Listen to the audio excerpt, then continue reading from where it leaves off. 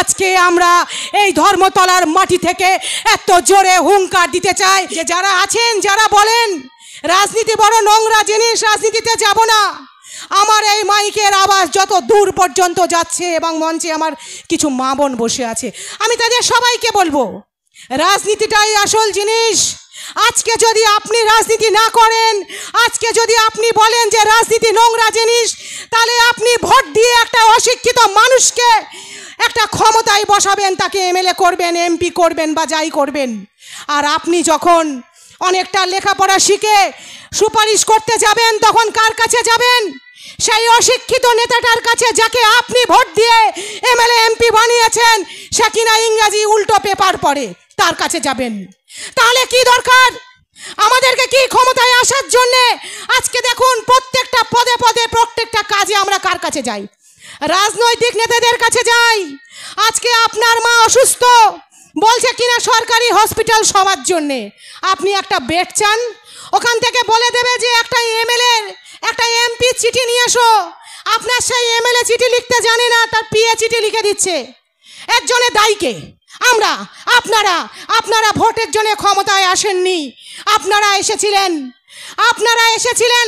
আপনারা বলেন রাজনীতি নাকি নোংরা জিনিস, তাই সেই অশিক্ষিত লোকটাকে আপনি ক্ষমতায় বসিয়েছেন। তাই আজকে যা হচ্ছে সমাজে, তার জন্য দায়ী কিন্তু যতটা তারা ততটা আমরা। কি দায়ী না আমরা? হাত তুলে বলুন আমরা দায়ী তো। তাহলে আমাদেরকে কি করতে হবে? আমাদেরকে রাজনীতিতে আসতে হবে। আপনার 5টা সন্তান হয়েছে, আপনি 5 জনকেই পাঠিয়ে দিলেন এলএম করার জন্যে। আপনার মাথায় আসেনি যে আমার একটা সন্তানকে আমি আইপিএস অফিসার করব, আমার একটা সন্তানকে আমি জজ সাহেব তৈরি করব, আমার একটা সন্তানকে আমি ডাক্তার তৈরি করব, আমার আর একটা সন্তানকে আমি কোথায় পাঠাবো? সংসদে পাঠাবো, যে আপনার কওমের হয়ে কথা বলবে, যে আপনার কওমের হয়ে কথা বলবে। তাই মনে রাখবেন যে আগামী দিনে এই ভারতবর্ষ, আমাদের এই কওমের হাল ধরতে গেলে আমাদেরকে এগিয়ে আসতে হবে। আর একটা কথা, আন্দোলন এখানেই হবে, এই মাটিতেই হবে, ব্রিগেডও হবে।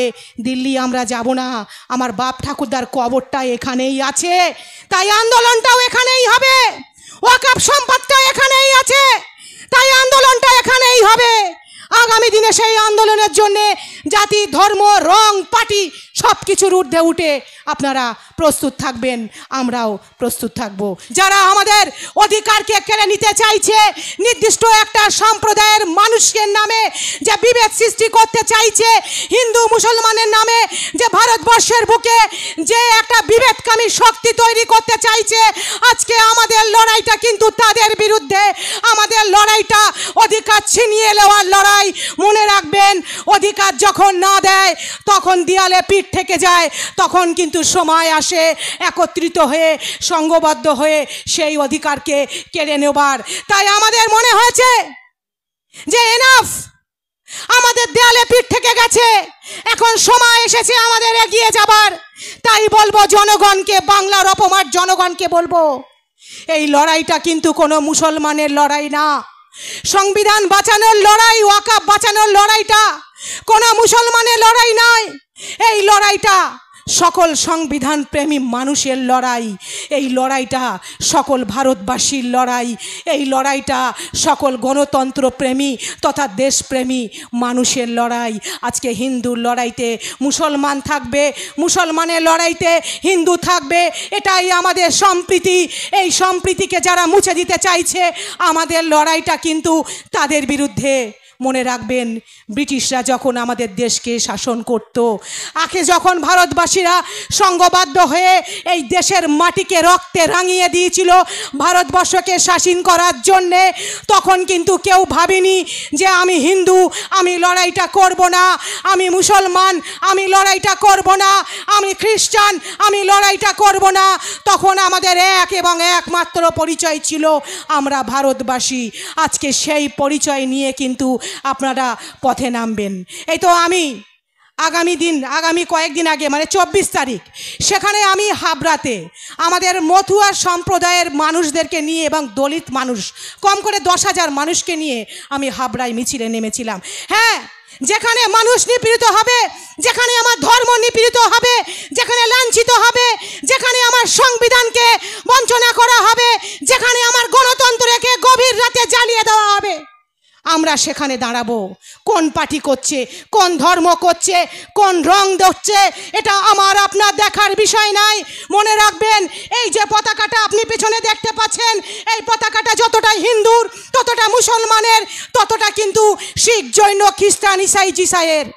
তাই আমি বলবো, আজকে আমরা এই ধর্মতলার মাটি থেকে এত জোরে হুঙ্কার দিতে চাই যে দিল্লির আসনে বসে থাকা ওই কেন্দ্রীয় সরকারের গদিটা যেন টলে যায়। তারা যেন পিছিয়ে পড়া সম্প্রদায়, শুধু মুসলিম নয়, পিছিয়ে পড়া আদিবাসী, দলিত, সকল সম্প্রদায়ের মানুষকে একপেশে করে দেওয়ার জন্যে যে কেন্দ্রীয় সরকার যে ভয়ঙ্কর ষড়যন্ত্র করেছে, যে দিল্লির আসনে বসে থাকা ওই কেন্দ্রীয় সরকারের গদিটা যেন টলে যায়। তারা যেন বুঝতে পারে যে এই বাংলা গণতন্ত্রের বাংলা, এই দেশ গণতন্ত্রের দেশ। এই দেশের সংবিধানকে যারা যারা অমান্য করার চেষ্টা করেছে তারা ধ্বংস হয়ে গেছে। আগামী দিনে এই দেশের সংবিধানকে যারা মান্যতা দেবে না, আমরা রুখে দাঁড়াবো। আমাদের লড়াইটা হবে এক হাতে সংবিধানকে নিয়ে। আগামী দিনে গণতন্ত্র বাঁচানোর লড়াই। এই গণতন্ত্র বাঁচানোর লড়াইতে আপনারা পাশে থাকবেন। জাতি, ধর্ম, বর্ণ, রং, রাজনীতি সব কিছু ভুলে আমাদের ভারতবর্ষকে আবার সেই বাবা আম্বেদকরের যে সংবিধান, সেই সংবিধানকে হাতে নিয়ে তাদেরকে যোগ্য জবাব দিতে হবে যারা আমাদের সংবিধানকে ক্ষুণ্ণ করতে চাইছে। সকলে ভালো থাকবেন, সুস্থ থাকবেন। এই ওয়াকফ বিরোধী যে গণমঞ্চ, এই গণমঞ্চকে সফল করার জন্যে আপনারা সকলে দলে দলে এগিয়ে আসবেন, জাতি, ধর্ম, রং সব কিছুকে ভুলে। সর্বোপরি এখানে যারা আছেন তাদের সকলকে আমি একবার সালাম, প্রণাম, নমস্কার, শুভেচ্ছা জানিয়ে আমি আমার ছোট বক্তব্য শেষ করছি। ইনকিলাব জিন্দাবাদ, সংবিধান জিন্দাবাদ। জি, ধন্যবাদ সাভানা পারভিন মহাশয়াকে। এবার আমাদের সামনে বক্তব্য রাখবেন বিশ্বজিৎ মাইতি। উনি ইন্ডিয়ান সেকুলার ফ্রন্টের পশ্চিমবঙ্গ রাজ্যের সাধারণ সম্পাদক। ওয়াকফ আইন, SIR আইন, এই সব কিছুর বিরুদ্ধে যে প্রতিবাদে আজকে সোচ্চার হয়েছে, এখানে আমার মা বোনেরা আছে, এখানে আমার সামনে ভয়েরা দাদারা আছে, সকলকে সালাম জানিয়ে ছোট করে দুটো কথা বলবো।